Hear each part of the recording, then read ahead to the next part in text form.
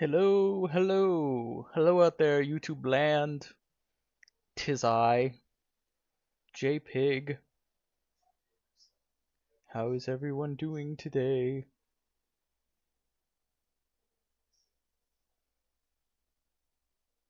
So, today we're gonna be talking about a little behind the scenes look at the last animation I made called Sonic versus the Mirage Express. Hello, Danny. Hello, Yes Men. Hello, Sonic Fanon one. Thank you. So now we're going to look into some Hollywood magic, except we're not in Hollywood. Alright, so this is where the magic happens. Some of you might recognize this as like the first scene in the animation. So this is the part where the train just kind of comes out the tunnel, and I'm going to explain a little bit about how some of this stuff works. But first, we'll view the animation, and then I don't know if the sound is on in this. Hold on a sec. Do a split video. I'll just mute this for now. Alright, so let's take a look at the animation when it starts off. I hope my audio and everything's okay. This is like my first time streaming. So, yeah, I expect there to be some technical difficulties. But hopefully I can get all those kinks ironed out.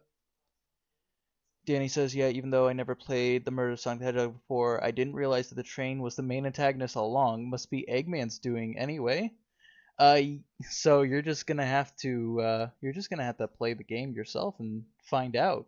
It's free on Steam. So yeah, it's a really fun game, funny game.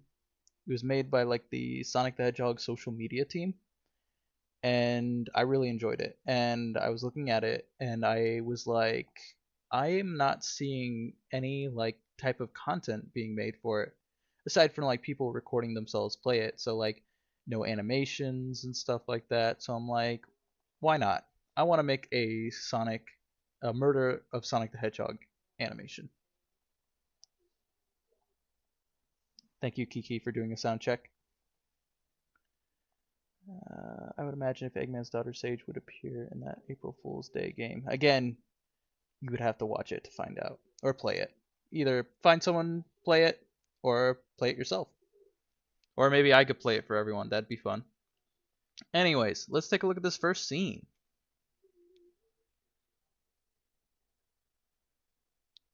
All right, pretty simple. This is a pretty simple opening shot. You know, train comes out the tunnel, trees blow in the wind, yada yada yada. Jonathan VO, no, I have not watched the Garfield movie yet. Is that a movie I should watch? You should, let me know, and let me know what you thought about it if you already have. All right, let's just break this down a little bit. It's a simple scene, so we're not going to spend too much time on here. But basically, these trees here, these are just like models taken from like I think Sonic Generations or something, and I've applied a Toon shader on it and an outline, and I have multiples here. I have them all animated to blow in the wind.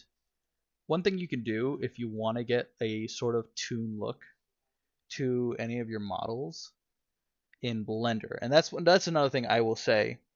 This is all done in Blender. And this video today is not going to be a tutorial. It's just going to be a behind the scenes. If you would like some tutorial stuff, let me know, and maybe I can do something like that. But I'm just going to quickly break this down in Blender. In the model itself, I just go here. This is kind of what I do for like the Toon shading, and I know this looks like a bit much. But basically, I kind of take this diffuse, which this is just like, I gotta re-enable that, but this is basically like basic shading a diffuse. As you can see, it just kind of does some basic shading. I I punch it through this node, which turns it into an RGB value. So it takes the shader value, turns it into RGB, so like colors. I put it in this color ramp, and this color ramp is where the magic happens. This color ramp controls the toon shading. So if you have a color ramp and you set it to constant, it won't like gradiate anything, so no gradients. It will keep a constant either one color or the other. And with these connected into our thing here, you can make pretty basic toon shading. It's kind of cool. Yeah, Danny, if you want to learn how to use Blender, I would recommend finding some YouTube tutorials. There's a whole bunch of them. Blender's free, so that's a plus. And you can find a whole bunch of YouTube tutorials on how to do Blender. All right, goodbye, Danny. Have fun playing 1,000-Year Door. My friend Psychic's been playing that. I've been joining his live stream, so you should go check it out. All right. Moving on.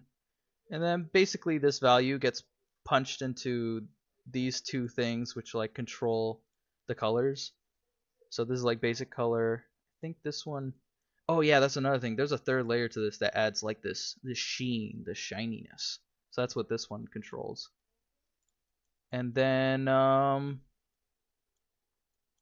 yeah, it gets mixed together. So it gets like mixing colors. Have you ever used any art program and you know how you can like mix colors using like different blending modes? That's what's going on here. It's taking this black and white and mixing it with this color, and then this color gets added on top using basically a similar setup to over here where I had diffuse into shader to RGB into color ramp, except this one's using a glossy shader instead, and that just makes things look shiny. So it does kind of like the other stuff where it adds this sheen to the top using the same toon principles as I mentioned before. And that's how I get pretty much basic toon shading in Blender. Is there lighting in the scene? For example, if you move the light, are those colored shadows on the palm trees affected? Yes, they are. So because I chose to do the palm trees with toon shading, there is a light in the scene. I just need to find it. I'm typing light. It's called sun. So if I have the sun selected, which the sun's right over here, this is the light object. If anyone didn't know, you can bring in different light objects into Blender, and so this one is called a sun. So it basically tries to act like a sun, and you can like pick the direction the sun is pointing. So for this scene, there is some basic like shadows going on and lighting. So I have the sun, I can rotate, move the shadows around, you know, stuff like that. So yeah, there is, because of the toon shading, I really only need like one light source. So yeah, I only use the sun and I can angle it, move it around. Another thing I'll say about the toon shading for this animation is you might be noticing the outlines and you might be wondering how I get that effect. If you look at them, you will realize those outlines are real time. They're like happening in the scene. They're not added in post. They're happening right now.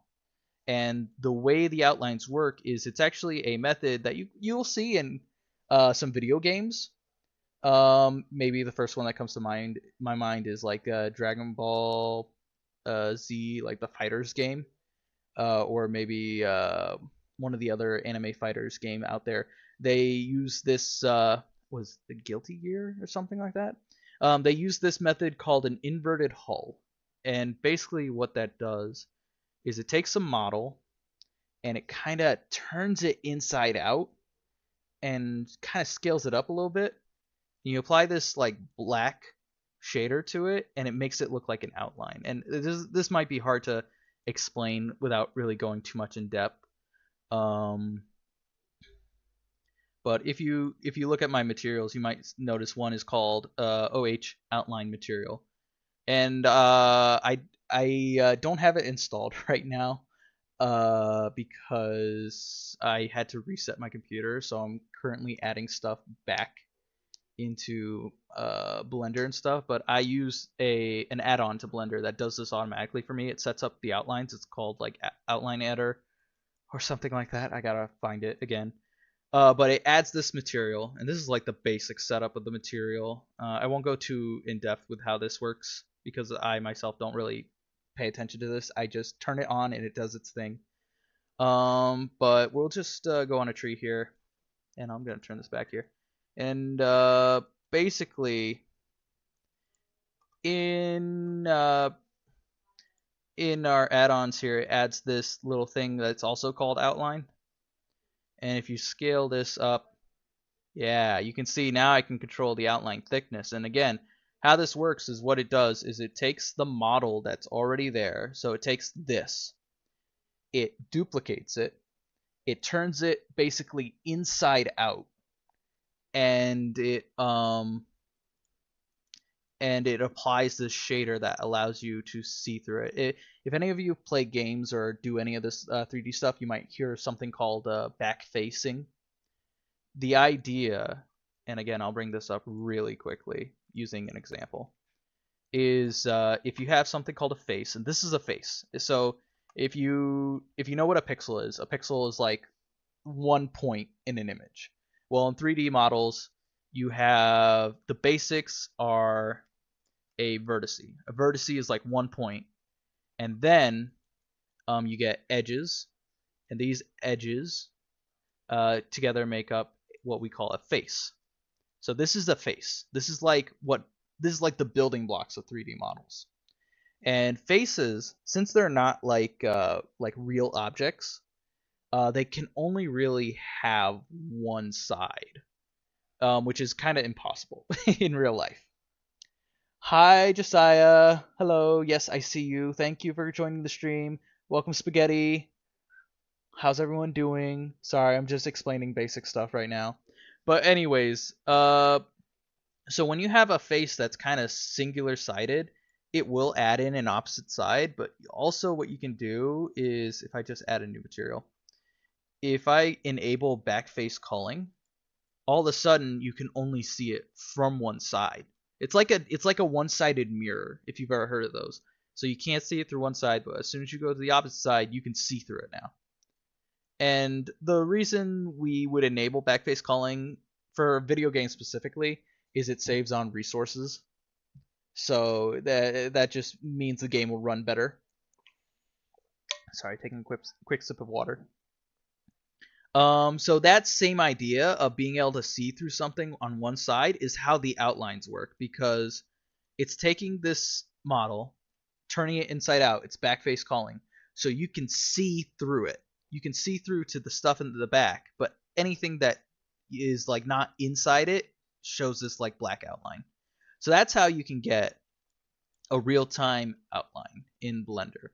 And basically what this little thing here does is this does all that processes of taking something, duplicating it, turning it inside out, and adding a material for you if I had the add-on. But this is just using a solidify modifier in Blender, which all a solidify modifier does is it adds it solidifies, it adds thickness to a model, and then it's using that material that's on the end here to display.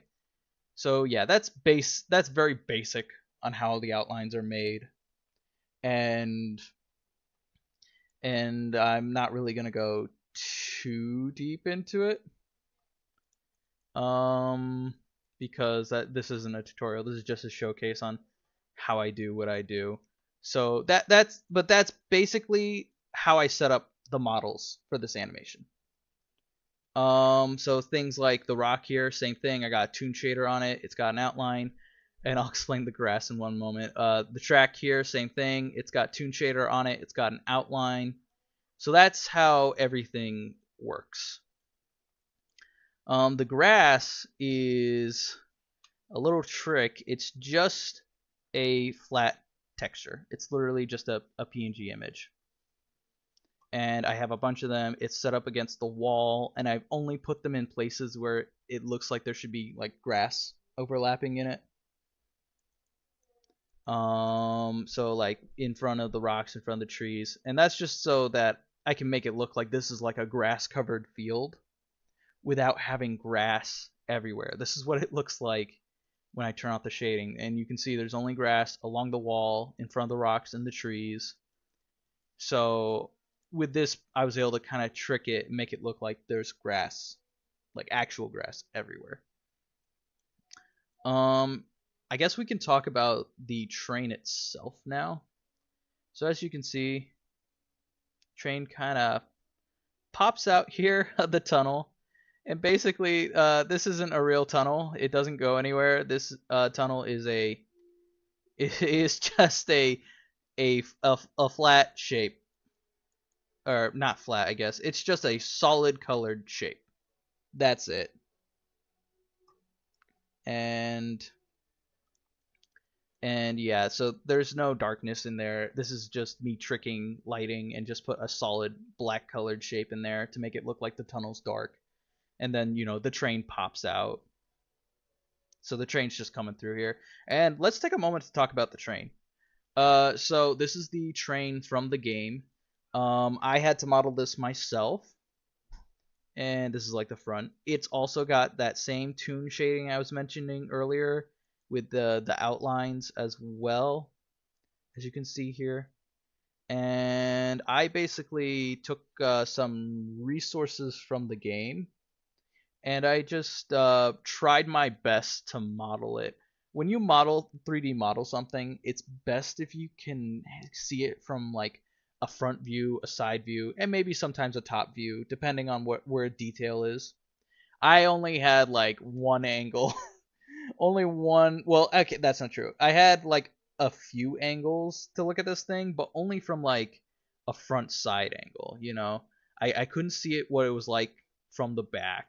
So I just made up that there was doors here. I just assumed that because, you know, the trains have to connect, so there's got to be doors between them, you know? And it's like super simple down here too. There's nothing going on down here. No complex parts, just the wheels, and you can probably see the shaft between them. And then, you know, the doors.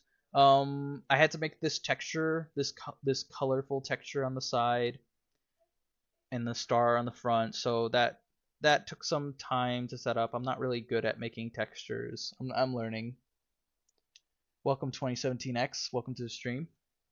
But yeah, so I made the train model myself, and yeah, so these cars all come with it.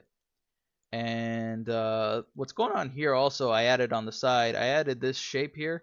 This is to give an illusion of wind. This is set up with a shader that is basically a noise shader that I've stretched out to make it look long.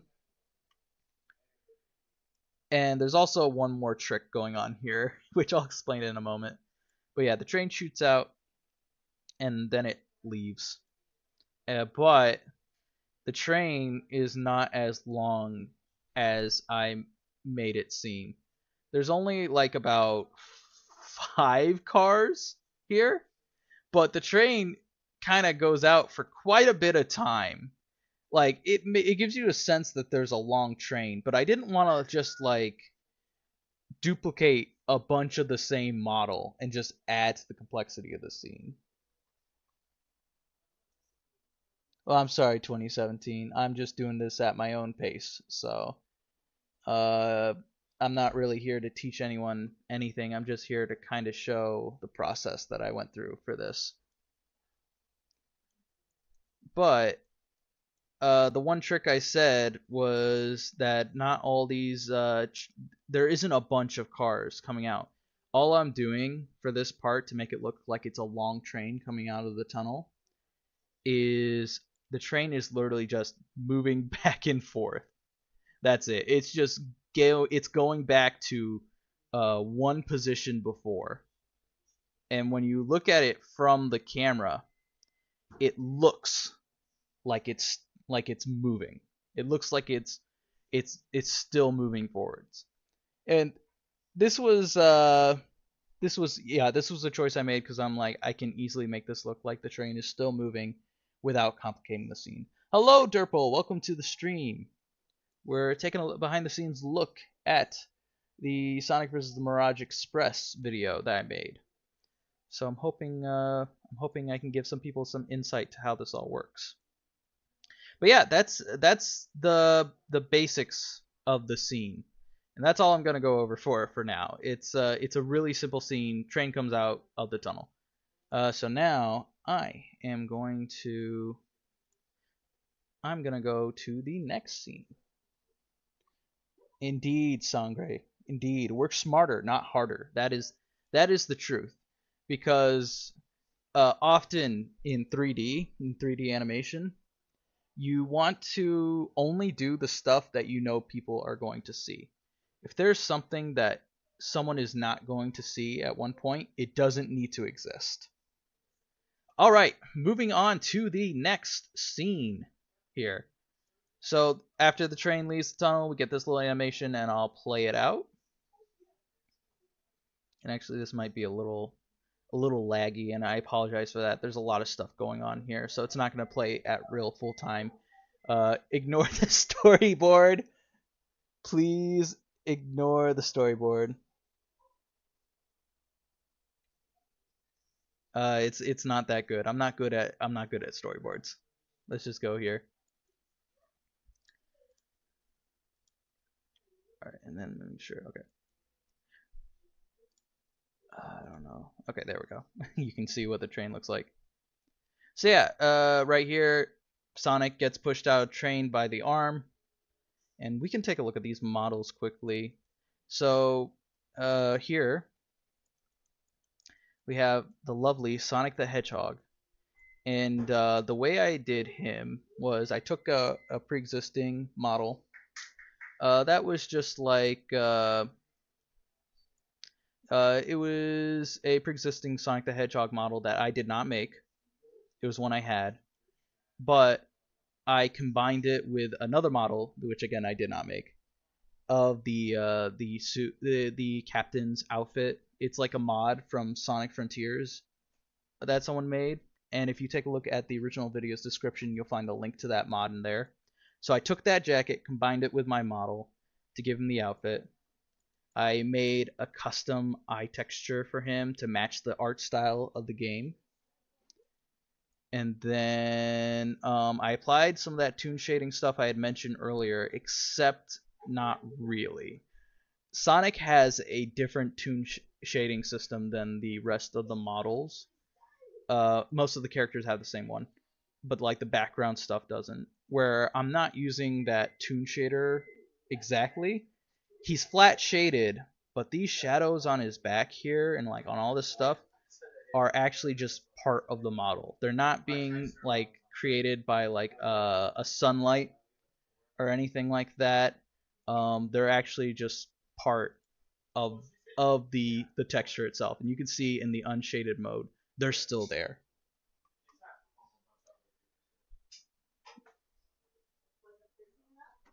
Yeah, Durapole, you just gotta add what stuff feels right and don't push yourself too hard. So yeah, I basically he has I basically, if you take a look at the model himself, you can see what I did was I selected a bunch of areas where I wanted the shadows to be. I set them to be black. Where I wanted his fur, I set them to blue, and same with everything else. So these like buttons here, oh, there it goes. I'm sorry if this is a bit confusing to some people. So yeah, this is like his entire thing is just solid blue. There's no shading or lighting. And then same with the buttons. And then I just add the black wherever I felt like that area would be shaded. And then the hand here, same thing, uses the same shading method I did for Sonic, where I picked which areas would be dark, which areas would be colored. But this model I actually made myself. I made this hand model because again, I did not see anyone else making it, so I just made it myself using references I had, and it's really basic. It's just a hand with some arms, and you might be looking at all this stuff, and it's like this is how the arm is controlled through these bones on the back. And yes, they're called bones. That's the term in Blender for all these controls. They control the characters. We can move them around. We call them bones. I have controls set up for his eyes, so I can do different expressions. I can move his eye around. I can scale it up. I can make him look concerned from a certain angle, but he's not concerned right now. He's just mad at Sonic. Yeah, so this yes man. So yeah, this is for Sonic and for the characters. I wanted more control over how the shading would look from like all angles. So I just did like this. I just picked which areas on them that would be shaded and just set those to the solid colors. So I kind of cheated the system a little bit with this one. Look at it; it's a little pinky can move. And I also have this set up so the arm, when I move him, his base, the little arm in the back kind of follows it, so that I can get some nice hand movement. It kind of reminds me of like Doc Ock, like how Doc Ock's arms would move. Yeah, Durple, the hand is some simple shapes. And thank you, Sangre. Yes, the it is cool.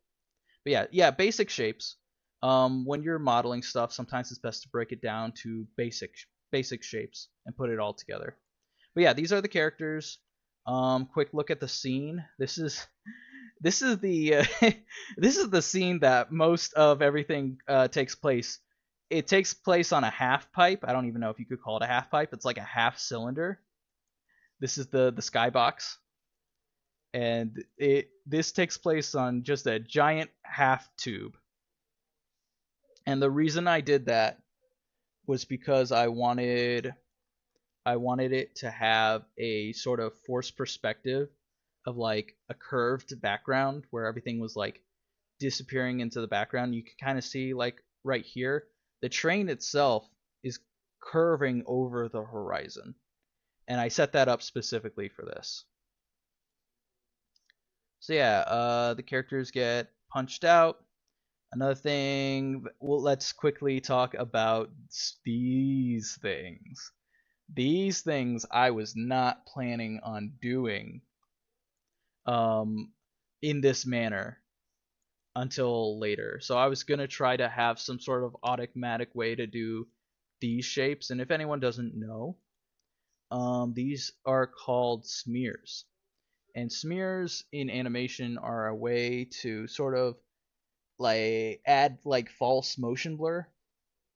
I didn't want to use real motion blur for this since it was supposed to look like a cartoon. So I chose the method of adding in these smears, and there are a method in 2D animation to kind of add motion, an idea of motion blur without motion blur, because 2D animations they couldn't just do realistic motion blur. They had to find a way around it. So I used smears, and you can kind of see this in other like 3D projects like Spider-Verse. They use the same idea because in Spider-Verse they don't use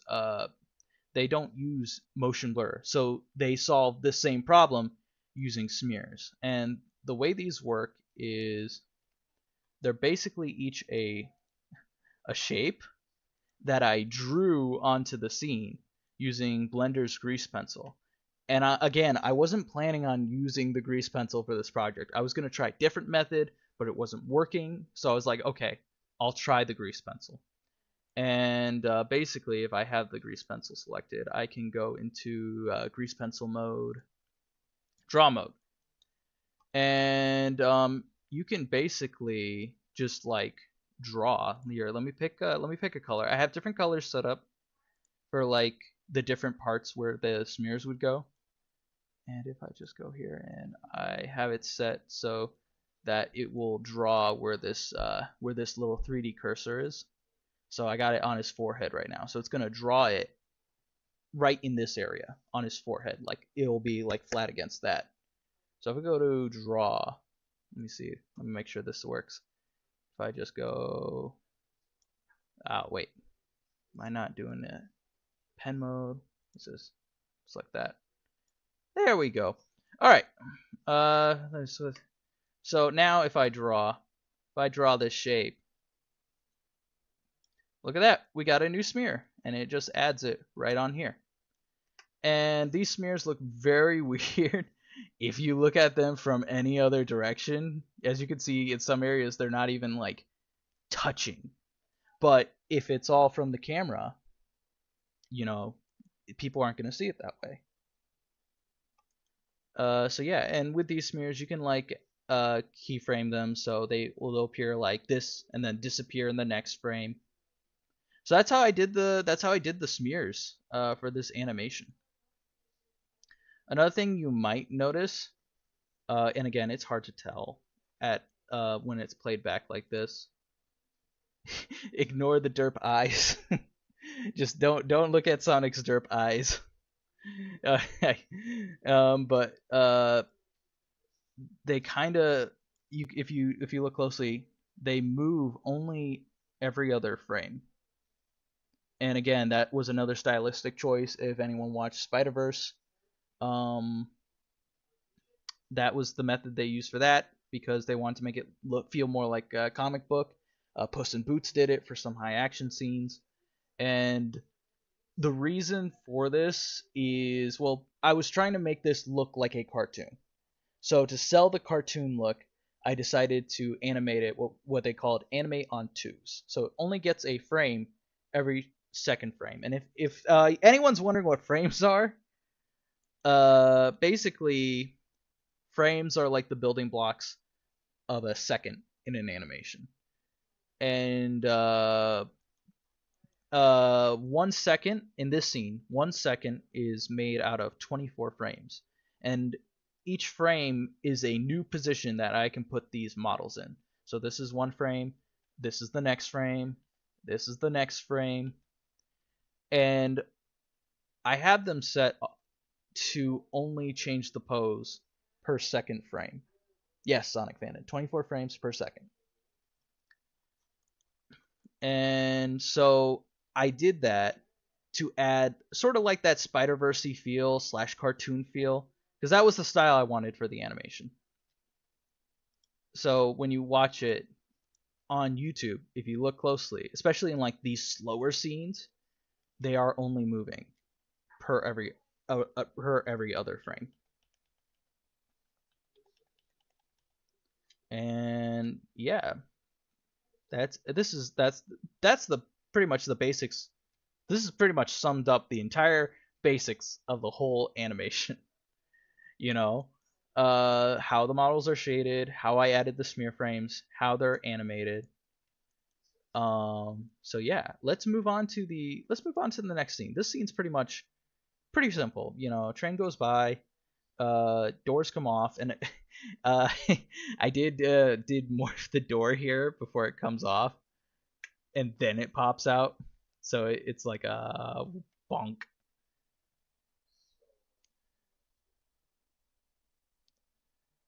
Yes, Dirple, Puss in Boots was probably my favorite animated film of 2023.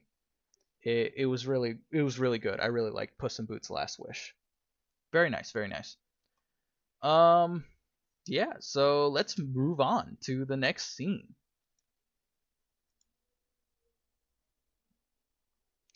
Yes, yes, Min. You can see the final render real time, especially if you're using Blender's real-time render engine called Eevee, which is what all this stuff is being done in. If you want, okay, so Blender has 2 different render engines, and that's render engine is basically how lighting is shown.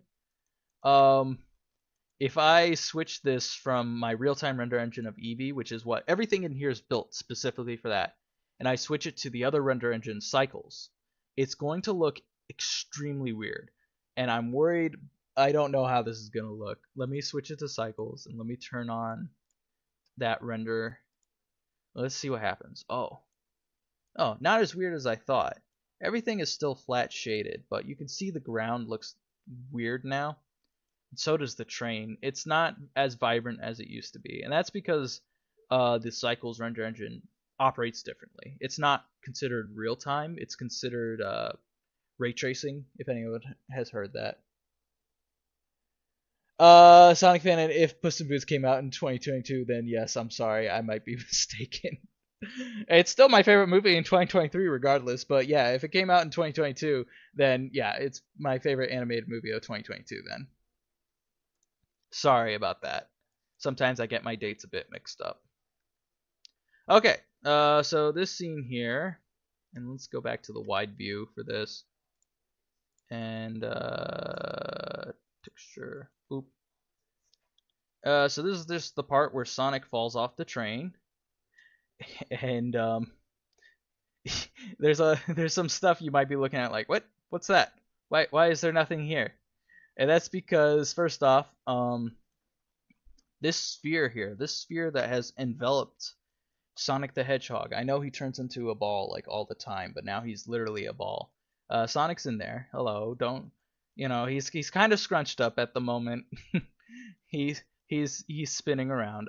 This ball here is actually what I use for an effect here, and this effect is what is more smears, not like the other ones. These ones work more like the wind I was showing you earlier around the train. Hello, Casey. Welcome to the stream. And basically, they're made using a texture, and they're just set to like be around Sonic as he falls back. Another thing you might be noticing is like the wind's moving, the ground's moving. This is all being done using textures in Blender, and I animate them so they look like they're moving. It makes the scene looks like it's moving when actually everything is staying like completely still. Like none of this stuff is like moving around. It's all staying in one place. I just make it look like everything's running, and yep, there's that train moving back and forth again to make it look like it's moving when it's not, because when you look at it from like this perspective, it makes it look like it's moving forwards when the train is actually just moving back and forth in place. So that's cool. So yeah, just trying to trick the camera again. The effect over. Yes, Derpal. Yes, that's the same. It's almost like the same thing with Sonic Adventure. With the Sonic Adventure jump ball, where they make it look like there's a spinny effect over it. So let's talk about some of the other ones here.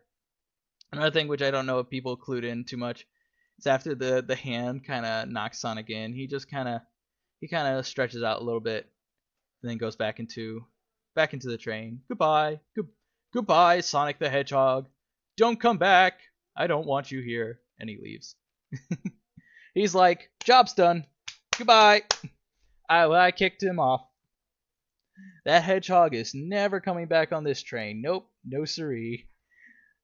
Which is, if you play the game, you might realize that's kind of not the purpose of the train to do this, but I wanted Sonic on the outside because of how the final boss fight in that game looks. Bye, Casey. Alright. So then this next part here, Sonic kind of gets thrown into the camera here. We got a few more smears here on the side for that motion blur I was talking about. Also, Sonic is a little bit stretched out at the moment. And the reason I did this to our blue boy is I wanted this really strong forced perspective of like him really getting pushed back. Hello, NachoCraft. Welcome to the stream. Yeah, so really stretchy boy here. He's starting to really look like a needle mouse, isn't he? Yeah, so that was just for like this one frame, and if you look here, he goes right back to normal. I just wanted it for this one shot here, so that would really give some like sense of power or whatever. And then he kind of does a little bit of a slow fall, as you do when you're a cartoon character. You don't always obey the rules of physics. And then he falls back, and then we got this dust to cloud. And if you look in the unshaded, it looks like just like a flat square. That's because it is a flat square. It's another one of my little textures I make to trick you into thinking it's there. Yes, man. It took me, oh man, it took me a couple months to work on this one, longer than it should have, because I'm trying to balance like this YouTube stuff with a full-time job and other stuff, and it's a new full-time job, so I'm still getting into it. So this one took a little bit longer than it should have. Um, yeah, it took a couple months. I want to say I started it last year in December, and the video released in, it was April, right? It was still April when I put the video up. I'm bad with the dates, as I mentioned before. So yeah, this project did take me a bit more time, especially because I was kind of experimenting with new stuff. You know, I hadn't done like this really cartoon look fully this way before, so I'm basically trying to do a bunch of new stuff and make it look good. You pause at the right time, but it works so well when conveyed in the final animation. Yes. So yeah, this little flat plane here is not like 3D smoke. I just have a procedural texture set up with to make it look toon shaded, to make it grow when it gets far away. Because again, you know, it's a cartoon based animation, so it's gonna look a little flat, and I didn't wanna complicate the scene with actual like 3D models, because you might be thinking, oh, this scene looks pretty simple. There's not a lot going on here. There is stuff going on here that really complicates the scene and makes it run like a drag. So yeah, I was just trying to make sure that I wasn't breaking the scene. And then here we go. We got Amy. Amy the Hedgehog. Small role in this. I wanted another character, and I was like, I'll get Amy. Again, this is not my model. I didn't make this Amy model. This was a mod from Sonic Frontiers. Again, I linked it in the original video. And she uses the same shading method as Sonic, except for the gold parts. The gold parts I have set up using the traditional toon shading method I mentioned earlier in the stream.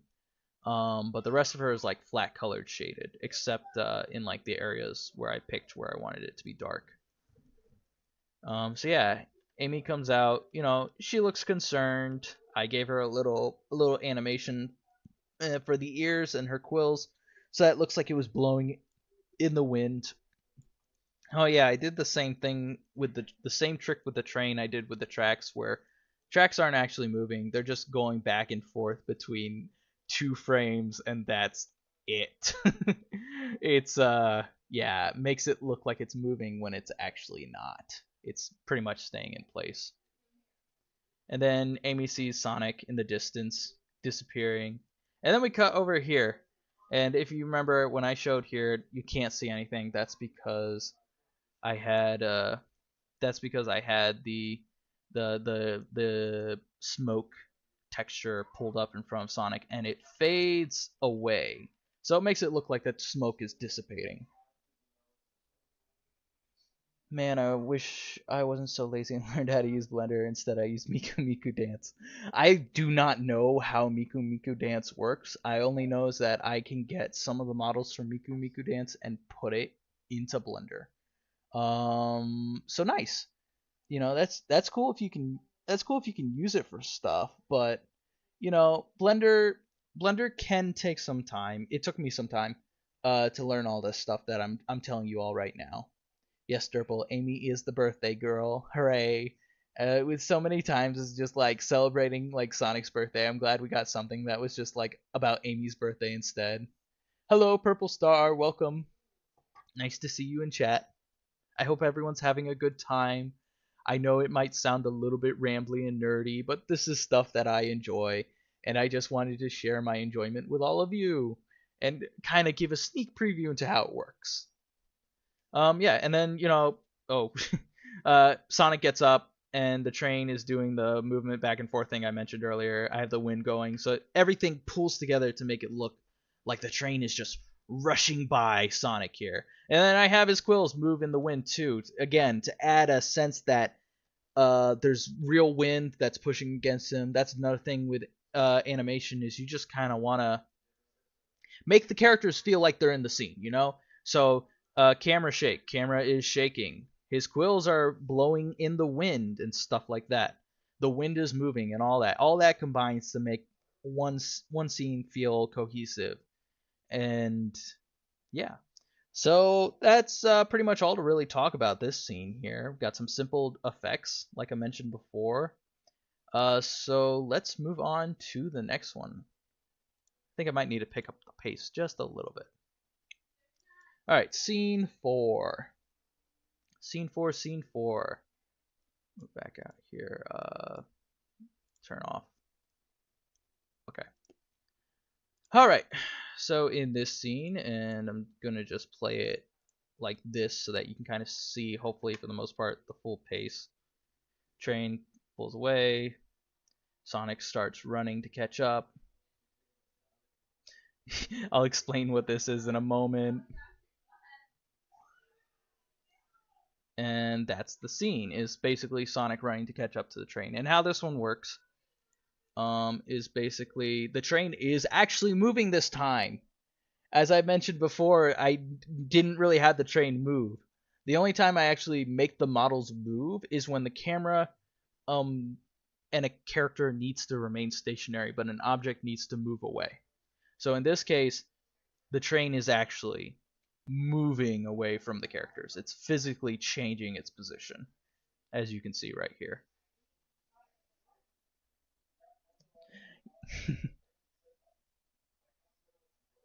I see Sonic Fanon. Okay, yeah. Sometimes it can be an issue to work with limited programs. So if Miku Miku Dance is a little bit limited, yeah, there's only so much you can get out of that. So that's another thing I like about Blender, is it feels like you can do a bunch of stuff in here.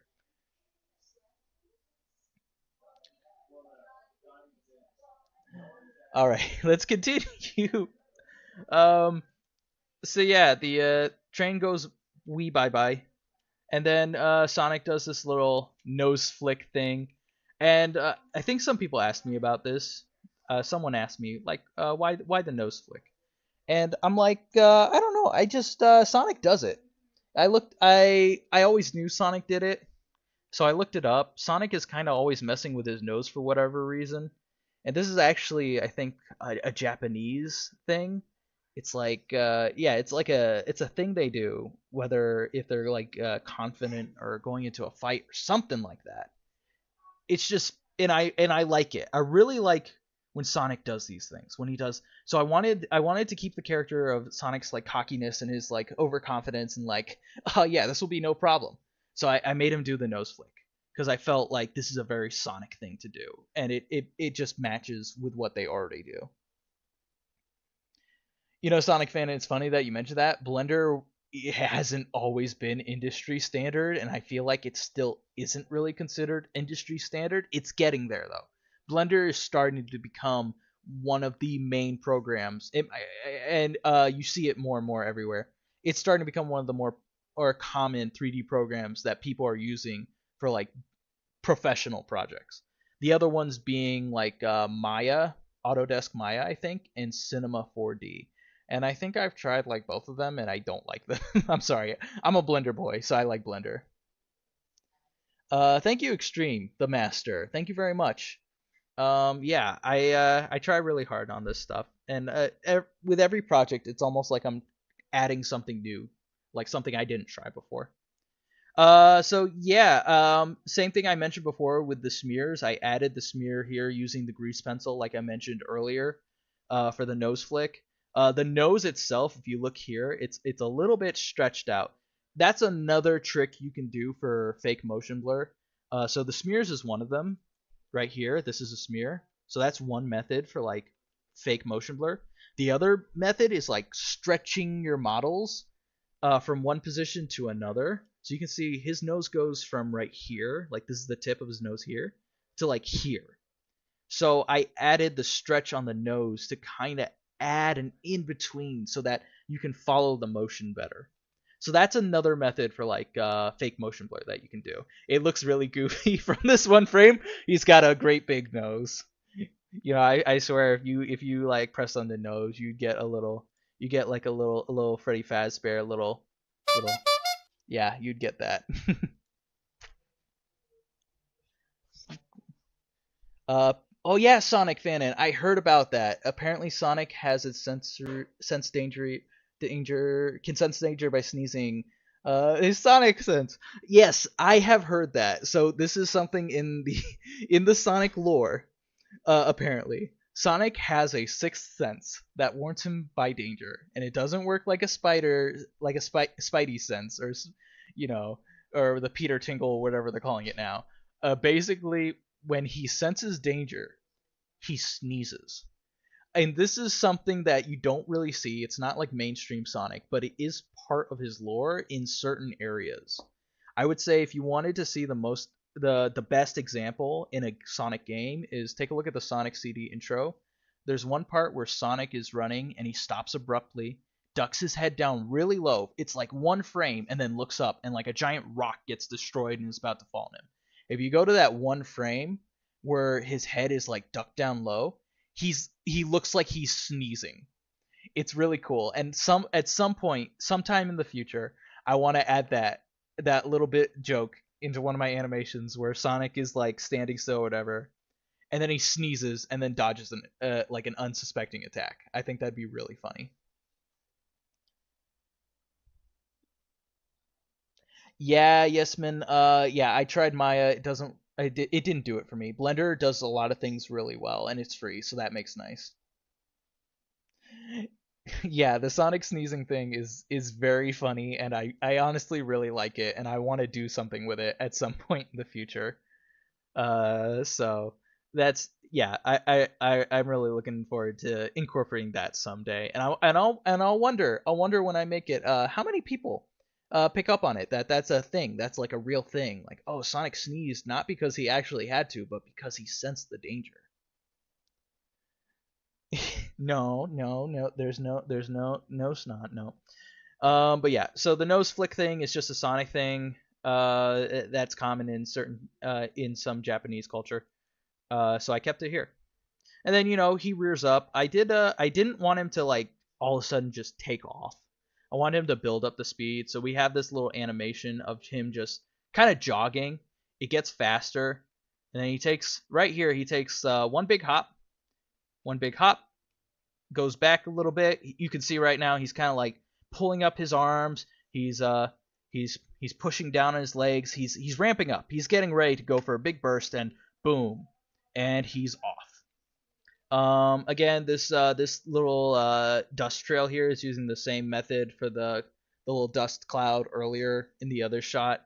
That's procedural. And it's flat. I have it set so that it always like faces the camera, so you can't see it from the side. So that's kind of like how like if you ever like Mickey Mouse's ears always stay in one position no matter which way his head is facing, and that's so that you can always see like his character like outline, his silhouette, I guess you would call it.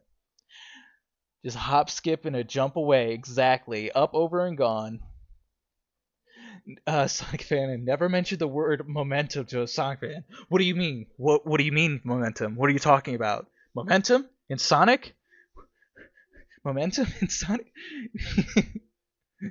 Yeah. But yeah, so yeah, the idea was not that he would just immediately take off, which I know that that's how they portrayed him a lot in recent games, but that he would build up the speed gradually and then take off. And then if you look on the side here, and again, you will see the dust trail is actually just kind of like rotating to match the camera, so you can't see it from the flat side. Oh yeah, and then the foot smears, which I mentioned earlier how I made them. I had to like redraw these things like every frame he kicked up his foot. Like this took time to add each of these little foot smears where it's like stretching out. There was some other ways I could have done this. Like I told you how you could do the thing, like I mentioned, with the nose, where you can stretch the model out. But I really wanted to do smears for this one. Yes, Derpel. No, I'm not gonna ban anyone who says the word momentum. I actually like the word if it's used in a Sonic game properly. It's just they don't really use it that much nowadays, do they? So yeah, these foot smears had to be added for every like angle that you see him so that they look right. Train comes back. The train pulls back into view. It's literally just moving backwards. But in the scene, it makes it look like Sonic's catching up to the train. And yeah, that's the scene. This was when I really looked at the animation. I'm like, this actually looks pretty good. Like to me, I like this. I liked how it was looking. It was all coming together. It was all starting to make sense. Whenever you start a project, you kind of have an idea of what it will look like in the end, but you don't ever really know. You don't know how good something's gonna look. So when all these parts were starting to come together, and I was adding everything, the animation, the effects, the smears, the lighting, and all that stuff, it then started to feel complete. Yeah, Derpo, I just want my Sonic games to be fun, to control nice. That nice camera rotation. Thank you. Yes, I wanted a nice a nice sweeping like one shot animation right here where it just went all the way around. It kind of starts at the front.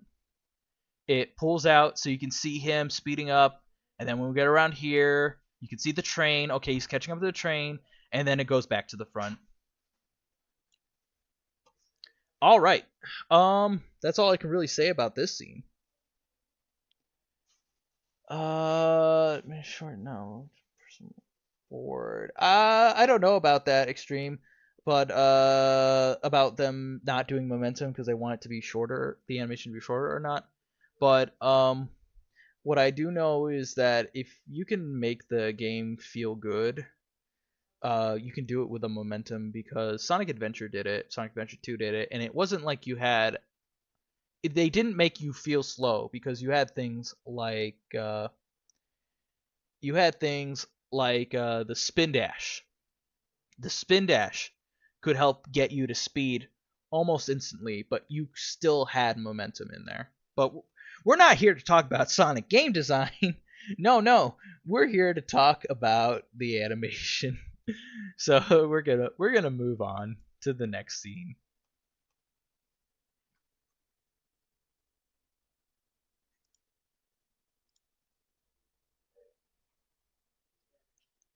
All right. So here we are in the next scene. So this is the scene right after where the train kind of starts to fight back. Sonic 4. What's momentum exactly? And also, if anyone's getting ads, um, sorry, I gotta make money. But, uh, but one thing I would mention to you, if you want to get caught up to like the stream as fast as you can, because there might be some latency, uh, give some tips for animation. Not today. I will probably save that for a more dedicated stream where I'll give more tips on animation. But today is literally just like a first stream to just like take a look at some stuff. But yeah, if any of you want to catch up to the stream as fast as you can for like latency, go into like settings on the live stream, go to playback speed and hit that to 2 times speed. Once it catches you up to like almost real time, then it will go back to normal speed. But that's a good trick in case you need to catch up to like as close to real time in a live stream as you can. Is change the video settings to 2 times speed, and it will catch you up. I learned that one recently. It's really helpful. All right, so this next scene here. Uh, oh, I left the music on. That's loud. Turn that off. Okay. All right, this next scene here. The arms all like pop out, and they all try to hit Sonic, but he masterfully dodges all of them, and he ramps up off this tree and lands on top of the train. But that's the next scene. So let's quickly take a look here. So the arms popping out. If you notice, oh boy, I'm like really far away here. If you notice, they all kind of have these like holes that they pop out of, and these are using like the speed is not on my settings. What? I don't know. It's like the little gear thing, and then you hit playback speed and hit 2. It's on mine. I don't know if it's on everyone's or not. If you can't find it, I'm sorry. I'm sorry. It's somewhere. Yeah, Derpal, the Sonic fighting a train is kind of crazy, but then again, it's not unheard of. Sonic's fought many different things before. These holes are not actually holes in the thing. They're just black circles that just like open up. They shrink and grow. So they grow when the arm needs to come out, and that's it. Keep it real simple. You don't have to make something super complicated. I didn't have to cut a hole into my model to make the arm come out. I just had to make it look like there was a hole. Um, and yeah, so now there's more arms. They all come out in different positions because I wanted the next scene to be like a parkour for Sonic in a sense. So they all pop out. This last one has a few smears, as you can see, because he's really close. So I really wanted to show like wham. So these guys are all here now, and then this part here. So Sonic takes a jump. And you might notice again he's moving every other frame. It's easier to tell when everything else is moving normally, and this is again to give it that cartoon look. And then I got him. He does a little spin, and oh, he's a ball now. So this model here is what I used for the spin ball, his little spin dash. And yeah, it's a round shape with these little spikes coming off. I brought back the little spinny wind thing I had shown earlier to give a sense of like the motion. And how this works, I have this rig here for the ball. It's really simple. It's only two controls. This one here just kind of controls where the ball goes and stuff like that. But it also controls the shape.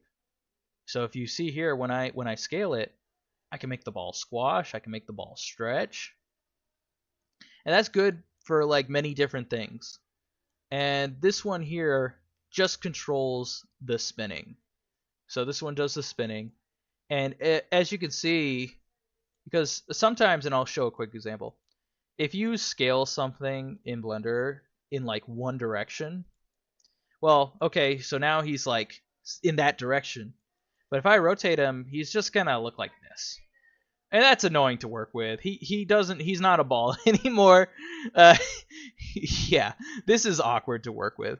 But I have this modifier on this bone here. If I go over the modifier menu, it's called maintain volume, and basically what it means is when I scale it, it's going to like try to keep the volume of the shape intact. So that might be a bit hard to understand, but basically what it does is I can scale it like this in like whatever shape I want.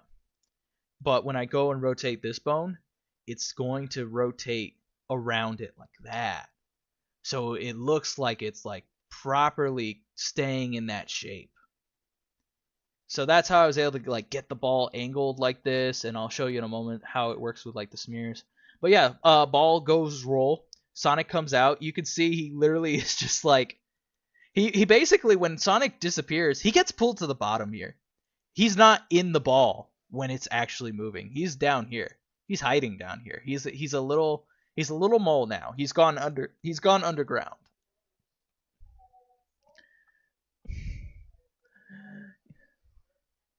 I'm sorry. I'm looking at chat real quickly to see what's going on. So bouncy. Yes, oval. Sonic's gravity defying hat. Yeah, the hat is stuck onto his head, and it's not going anywhere. The hat is going to stay on his head until he decides to take it off. It's got like Thor's hammer physics, Only those who are worthy are allowed to pick it up or whatever. Not even the wind can move it. But anyways, so yeah, when I have him ready to come back out, he then goes boop up in here. The ball shrinks and goes away. So that's just the ball shrinking. And then it's Sonic, got a nice stretch here. He's really stretching out. Like, this is a big stretch. So, big stretch here. And pop. And now he's in the air. And, yep. He's going. Takes a little jump on this guy. And we cut to the next scene. And then Sonic, deviates. He goes off. And then big stretch here. This leg is all the way behind his head now. as you can see, he's a really stretchy boy in this animation. Casey, very funny. Hedgehog, noun, a burrowing animal. That's I'm pretty sure that's a reference to the WD comic, if I'm not mistaken. I haven't read all of them. I've only like read the first comic or something like that. But yes, very funny. Love the reference. Sonic Underground. He is indeed underground. Hello, Adrian. Welcome. You know, Derpel, I think it is fun being Sonic. I don't know how he deals with the nonstop spinning all the time. I don't even know how he sees where he's going. It just must be like a lot of practice. But yeah, so he just goes back into the ball, goes up the tree, wee, and then he comes right off here. It's kind of hard to tell from this angle, but he's stretching out again, and there's other trees in the background too. I don't know what those are doing. Here, let's not look at those. Those shouldn't be there. It's always stuff off camera that you don't see. That it's like, what's that doing there?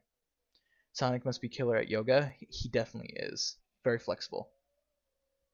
Sonic's hat is like Pomni's hat. Canonically can't take it off since it's part of her body. Oh no. Sonic's hat has been fused and is now part of his head. Yeah, and then he just gets shot off into the air. And people picked up on this, and I'm actually glad they did. The part in this animation had, and I'm going to turn the music back on, and hopefully it's not too loud. It shouldn't be. I'll just turn it down just a whisker. In this part of the animation, the music kind of has this little like reoccurring melody or whatever that reminded me a lot of like. It reminded me of in Sonic X when Sonic is like spin dashing. He's got this little tone that follows the spin dash. I gotta take a quick sip of water, man. I'm talking too much.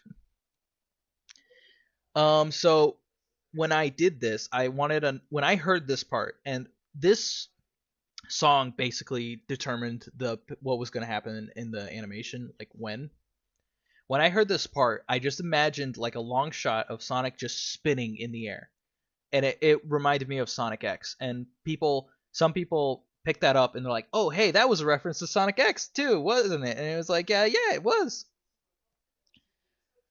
Some people say that Sonic's other power is super perception, otherwise his POV wherever he spins is wild. Well, if you've seen the guy's eyes, he's got these big goggle eyes, so I think he's got like extra vision going on. Yeah, it sounds like a Sonic X sound effects. Yeah, it does. I couldn't do all this spinning. How the heck is it gonna see while rolling? I have no idea how Sonic does it. He just does. But yeah, yeah. So the song here just went, and I just imagined a long spinning scene that kind of reminded me of Sonic X. And other people picked up on it, and that was actually really cool. I'm like, oh hey, nice. I'm not the only one. Pretty good, yes. Yeah, the music also that I used in this animation all come from the game. There's two songs, and I'll show you the other one. But this part here is the final boss fight soundtrack in Sonic vs. In the Murder of Sonic the Hedgehog. So that's what this track was. All right, let's move on to the next scene. We're getting closer to the end here. Scene 6, part where he lands on top of the train. Let me see. Just turn that off. Go back here. Okay. Another thing, you might have remembered earlier when I had said that the half sphere was like it was like arced down. Now it's arced up, because when he got on the train, I felt like the perspective should change, because it went from being down below on the ground to being up on the train. So this is a 180. This thing's pointed up now.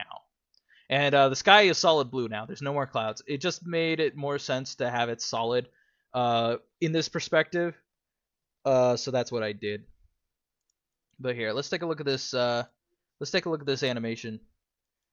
Right here. So Sonic lands on the train, takes off. A bunch of stuff shows up to try and like trap him. Yep, spinning star and hand go by. All right, so I'll start breaking down some stuff here. Let's see, because I recently beat the game for my Sonic channel. Yes. Snap his fingers with gloves. Oh yeah, Purple Star, you're right. Sonic can snap his fingers even though he's wearing gloves. I don't know how he does that. He just does. It should be impossible. If I got hired by Sonic Team to animate the next Sonic game, how would I react? Well, if they did offer to hire me, it would definitely be really cool. I don't know if I don't know if I would accept the job, because first off, that's one thing a lot of people say is, oh, hire him, hire him. Just because I do something that might be cool doesn't mean that I'm ready to work like an actual job for that. And also, at this point where the company is, I'm not even sure if I would want to work like for Sega themselves. Maybe more so with Sonic Team. I think if I were to do anything for them, it would probably not be for like a game, but maybe more for like their shorts they do, like on YouTube or something like that, or like an intro or something. I don't know if I'd want to work directly like on like game stuff itself. You know? Yes, Sturple, Sega's a complicated company. A lot of big companies are very complicated right now. So, but it would honestly be very, very cool. It'd be very cool if they did reach out, because it's like, oh hey, I got noticed. I did something. A collab would be very cool, and I would probably love to do a type of collab, you know. But I probably would be a little bit hesitant to actually like work under the company on their one of their projects. All right, quickly break this scene down. So Sonic lands on the train. Uh, got some nice smears, as I mentioned before, to really show he landed here. Because here there's only like this frame, and then he's all of a sudden over here. He goes from here to like here. So yeah, quick transition. So smear frames help guide the motion. He came from this direction. Lands. Takes off. This was a little texture here that I didn't make. A little animation. Secret. This texture here is from Smash Bros. It's from Smash Bros. Ultimate. I went to like texturesresource.com and I looked through the resources for Smash Bros. And it's one of their animated sprites that I used for this one.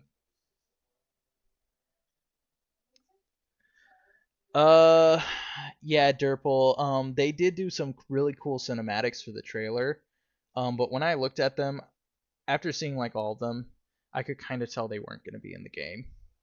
JayPig exposed. No, nuh-uh. I they're from Smash Bros. Okay, it's fine. They're on the internet. That means I can use them. But yeah, if you want your own sprite resources for little things like this, check out the Smash Bros. Library on texturesresource.com. They got a couple in there that you can use for this type of stuff. Purple Star, yeah, the Sonic channel did comment on the video, but that's different because that's like a social media team. It's not Sega themselves or Sonic Team themselves. That's the social media team. And the thing about this animation was the fan games, well, not fan game. I shouldn't even call it a fan game. It feels like a fan game, but it's not.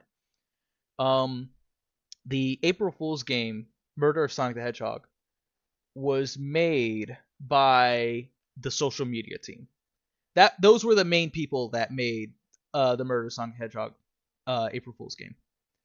And so them seeing it, the Sonic social media team seeing it, was also kind of cool because I'm like, they made this, and they get to see a fan project of it, so that's kind of how I look at it. Yes, the game was made by the social team. It wasn't made directly by Sonic Team or Sega themselves, but it was made by the social team. So yeah, really simple. Hands pop out. I brought back the spin ball. He's doing more. It's hard to tell from this angle. He's doing more stretching. He's going long. He's going woo Woo! Bonk! And he's flat like a pancake now. He's really flat. Just, bashing him. Bam, bam, bam. And back on the ground. These traps all here are taken from the game. Because if you play any of the parts where you run around as Sonic, these props kind of pull up as like traps. So I wanted to incorporate them back into the animation. So we got the spike balls, we got the spikes on the ground, and then we got this little shuriken here, the spinning star. So yeah, I pulled that out. That kind of just goes. Another long leg Sonic moment here. Very stretchy. He's very stretchy. Honestly, if this thing were to hit him, that would like cut right in half.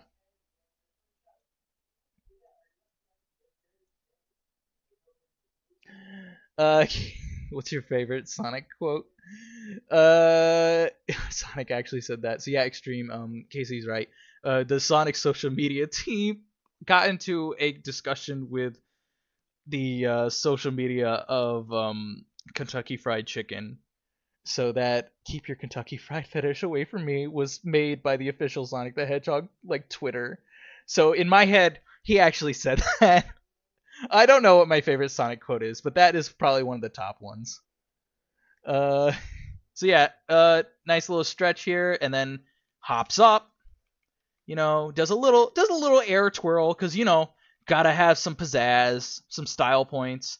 Lands back down. Got this nice little curve of the quills here to keep his silhouette.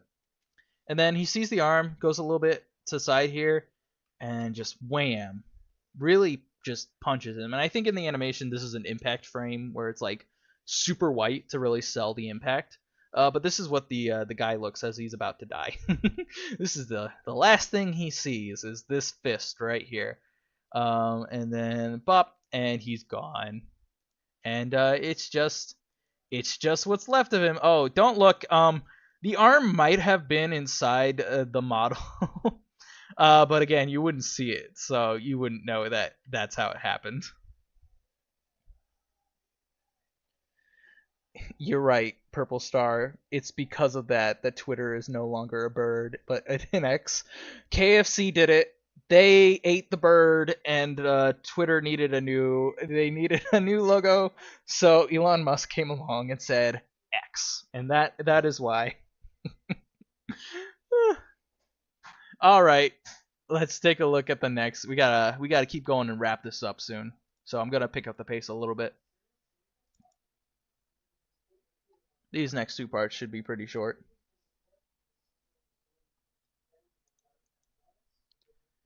All right. Yep, audio's off. Again, the same great half pipe here.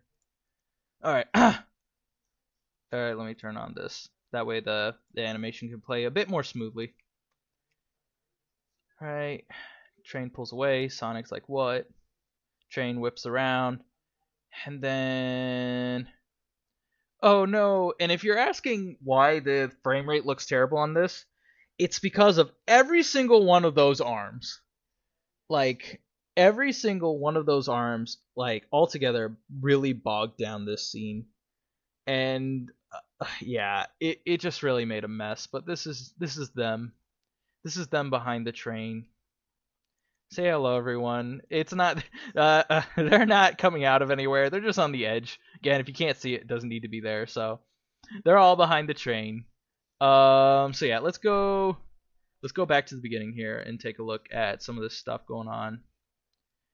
So pretty simple. Train pulls away. Nothing there. Sonic realizes and skids to a stop. Man, you can really see the one eyeball he has right here.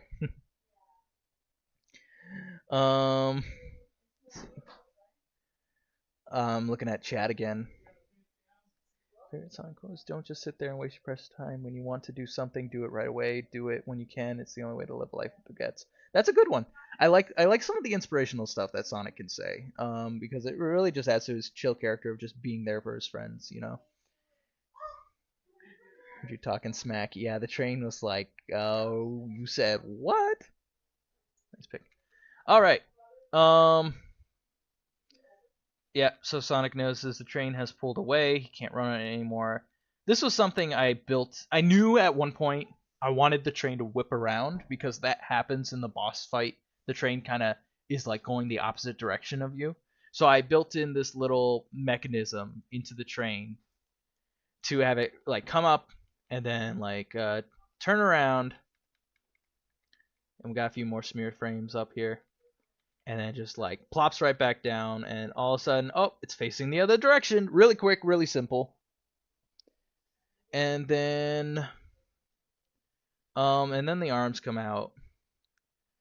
And yeah, I wanted these ones to be like the first few ones to be all menacing. So they come out slowly. They're looking towards Sonic. And then in the next shot, you can see like a whole bunch of them. And that's it. The way these arms work versus the other ones, and I kind of showed a little bit of the other ones. These arms here, they actually move along these like curved paths. You can see right here. And yeah, these are just in Blender. They're called curves. They're just simple shapes that make curves and curves and curves and curves. Man. I have them set so they follow the path, so they come out nice and smoothly in like a round arc. So that's how these ones are animated, and then the rest are just there. They just exist. But yeah, really simple shot. And then we'll move on to the last one because I gotta hurry up and wrap this stream up. The final shot. All right. Audio's off. Bop, bop, bop, bop. Here we go. So right here we have this nice shot. This was one I envisioned in my head of like Sonic standing on the opposite side with all these arms just like standing there menacingly on the opposite side. So here we go. We'll take a look at this scene and then I'll go through it quickly.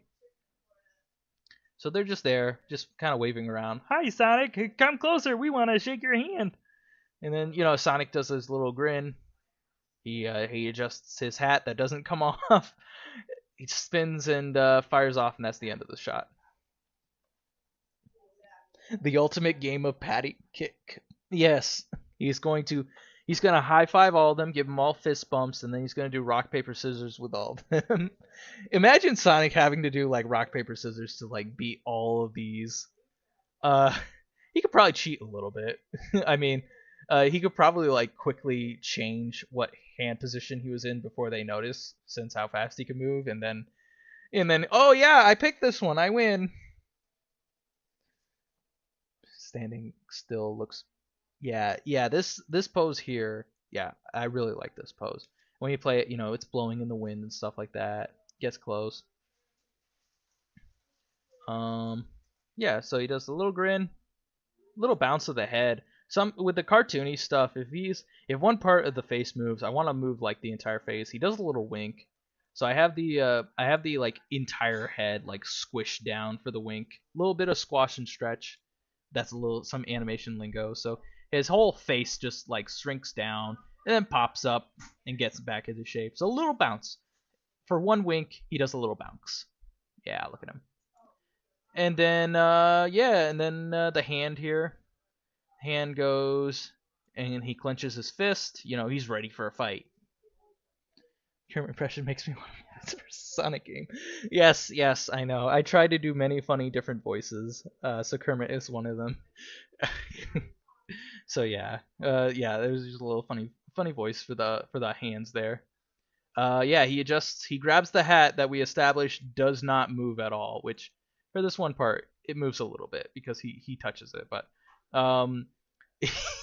yes, he adjusts the hat that doesn't move the entire time. And then yeah, he kind of readies up. I brought back the little sprite for the kick off here and the smear again. Yeah, he's ready. He's ready to go. And then the final shot here, I got his pose. He revs up, spins, spin balls back. The sprite, the dust kick up sprite in the back is back from earlier from Smash Bros. And then he shoots off, and again, you can't really see it too well, but yeah, he's kind of positioned where he's like He's kind of angling, and also he's kind of moving back slowly. This is something I notice sometimes when some characters are like spinning or whatever, is they move back a little bit. They go backwards a little bit. I don't know why. And then back to pancake mode, and he comes back, spins around, and final shot, and that's the end of the animation. It's like Cappy. Yes, except this one's not alive, but it just stays there. All right. So that's it. That is the behind the scenes of Sonic versus the Mirage Express. That's pretty much all I can really say about it. I hope everyone enjoyed this little behind the scenes look at how everything was done. Um, this project was something different for me, so I really was like experimenting with it, trying something new, and I'm really glad by the reception. A lot of people seem to like it. That's always good. That's nice. I like it. I like it when I get the really nice comments, especially when they happen so soon. I feel like for some of the videos on my channel that have like the higher view counts, the comments didn't really start coming in until like much later. So to have these many like really nice things people are saying so early on into a video's life is really nice, and it feels really good. Thank you, Extreme. Yes. Thank you, Sangre. Yes. I hope I'm saying everyone's names correctly. I'm doing my best I can. I hope I'm pronouncing everyone's names correctly. But yeah, that's pretty much it. So thank you everyone for joining.